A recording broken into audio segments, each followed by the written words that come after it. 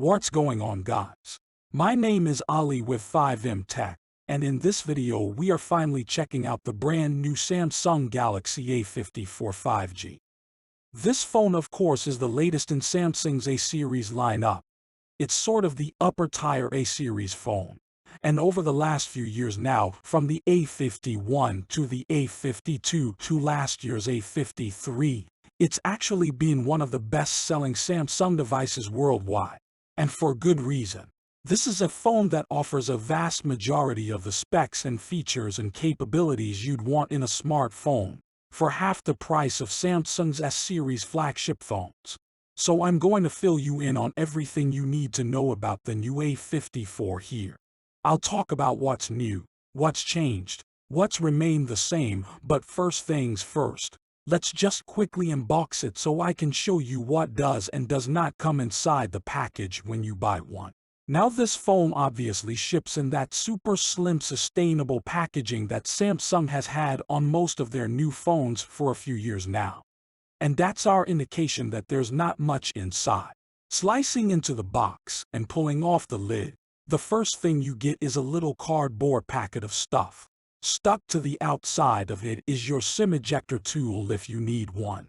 And inside the packet there's about a half-dozen different sheets of paper with warranty info and instructions. You also still get a USB-C cable for charging, but no wall plug to charge with it. And no earbuds, no case, nothing else included inside the box. Here is the A54 5G itself. As far as pricing and availability, this is going to vary a little bit depending on where in the world you live. But generally speaking, the A54 5G is priced around $450 for the 128GB model sold unlocked directly from Samsung. So what's new with the new A54? Well, from the front, not a whole lot. Though technically, this is a smaller phone compared to last year. At 6.4 inches.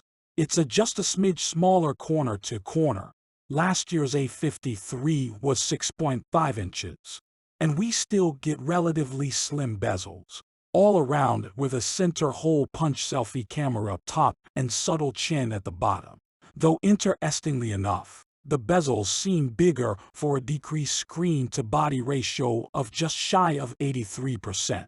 Altogether, those minor differences in dimensions don't amount to much, and in the hand, this phone feels just about the same as most other 6-plus-inch Samsung smartphones, mainly with the cameras, and actually this phone more closely resembles the S23 now. Side by side aside from the glossy rear cover, these phones look identical, and compared to last year, I do think this new A54 looks a bit more modern and premium. The matte color matching aluminum sides finish off the very flat form factor. And this phone does come with an IP67 water and dust certification. Up top you've got your dual SIM and SD card tray. Expandable storage sticks around for another year on this phone. You can configure the A54 this year with either 128 or 256 gigs of onboard storage as far as the viewing experience is concerned.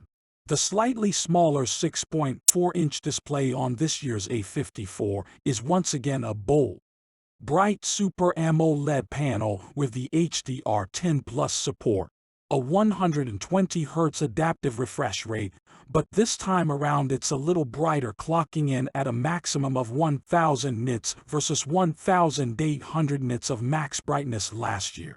Now I think out of everything with this phone, the screen is still one of the top features.